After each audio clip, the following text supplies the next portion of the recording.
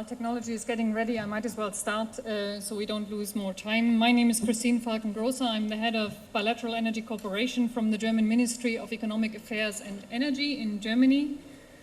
Thank you very much for holding this conference, for having this conference, for holding on to this conference, and for making it possible that the world can still meet in difficult times like this. I'm very grateful for Dr. Ramon because he really set the scene for what I wanted to say. You started off with saying rich countries should reduce emissions and poor countries should be able to grow. And I'm here to remind you that both is possible at the same time, because that's what we are doing in Germany. We reduce our emissions, and at the same time, we're still growing. Through all the crisis that we have, economic crisis, Germany was still growing, and we have basically full employment. So I'm happy to say that despite our efforts that we do in energy policy, and despite nuclear phase out, coal phase out, it's still possible to have a solid and steady and sustainable economy. We seem to have a bit of a problem with my presentation, but das ist ein PowerPoint, ne? Das ist eine PDF. Das ist ein PDF.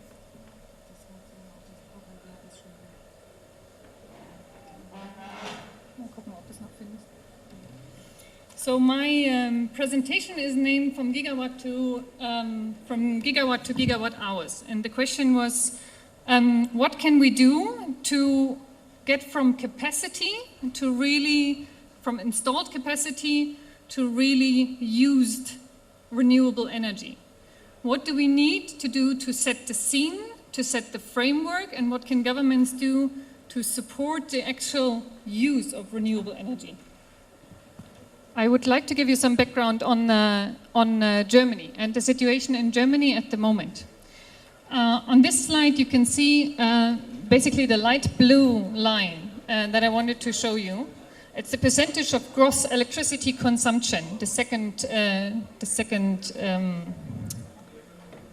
line, where we basically said in 2030 we want to be at 65% of our energy consumption, of our electricity consumption should be from renewable energy, 65%. At the moment, this number that you saw was from 2018 at 38%. Last year, 2019, we were at 42% already. 42% of our electricity consumption is already from renewable. The goal that we had was 35% for last year. So I'm proud to say that at least for this target, not with all targets that we set ourselves, but at least for this target, we managed to exceed our goal. We're confident to reach the goal of 65% until 2030, and we will do this by enhancing even further renewable energy in Germany to employ even more renewable energy, but also by using energy efficiency and to bring down our primary energy consumption.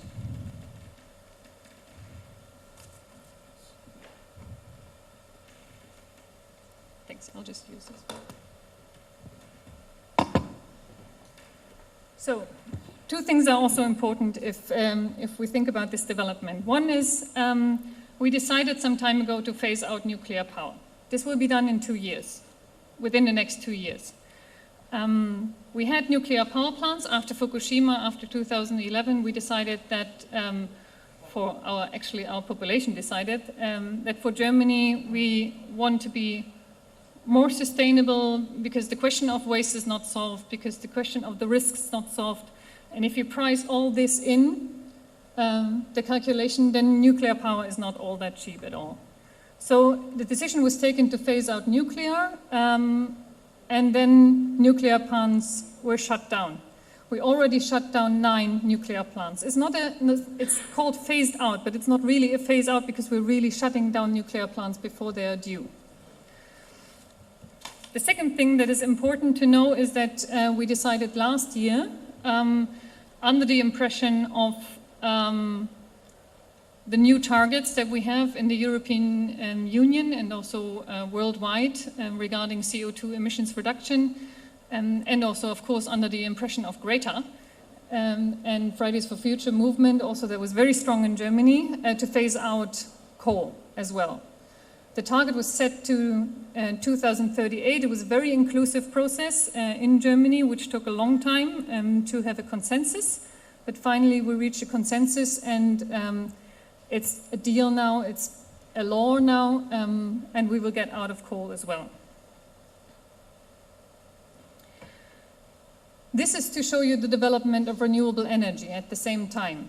25 years ago, the renewable energy in Germany was mainly hydropower. In 2000 already, the red dots that you can see is wind capacity installed. It was added with biomass, and then also in the south of Germany you can see a lot of PV as well. Our approach is to be very decentral.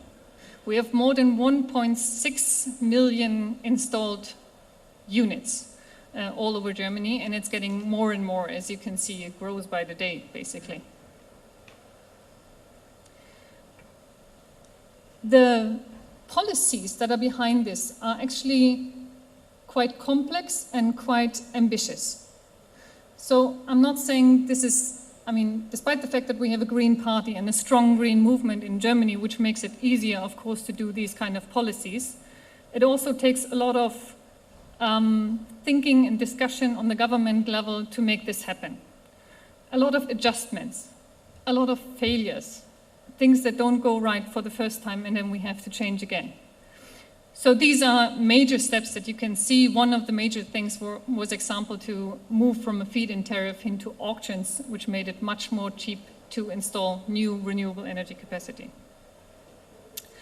And this is also a slide, although it's a bit complex, I would like to show to you, because now we're getting to the major point that I wanted to say. If you install renewable capacity, if you install more and more renewable capacity, what you need is flexibility of the system. That's the major point. We need to be able to use renewables when they are there, and we need to be able to use something else when renewables are not there. What we did in Germany is that we made all our baseload systems as flexible as possible, and we are still working on that. Here you can see basically the top two things are sun, where you see the peaks during the day. Every time you see a yellow peak, that's the midday, and you see the wind. And every time this volume of wind and sun together is very strong, everything else is driven down. So the first, that's a momentum of 3 days basically. It's a week. It's from the 3rd of February this year to the 10th of February this year. So the first 3 days, a lot of wind was there. And then the capacity of coal and hard coal and lignite coal went down. 3 days later, little wind, little sun, capacity went up. And 3 days later, you can see a real dent where wind and sun was super strong. And there you can see that even nuclear, which is the red baseload, even nuclear, we could flexibilize and drive down.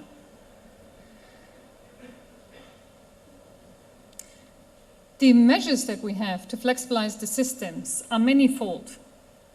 And we realize that only by using the flexibility in the generation, which is make the coal-fired power plants, for example, more flexible, and by grid expansion, to make it more flexible to use sun in the north when we have it, or to use sun in the south when we have it, and to use demand response, so to include the consumers, the industrial consumers, and to give them incentives to actually go back and forth.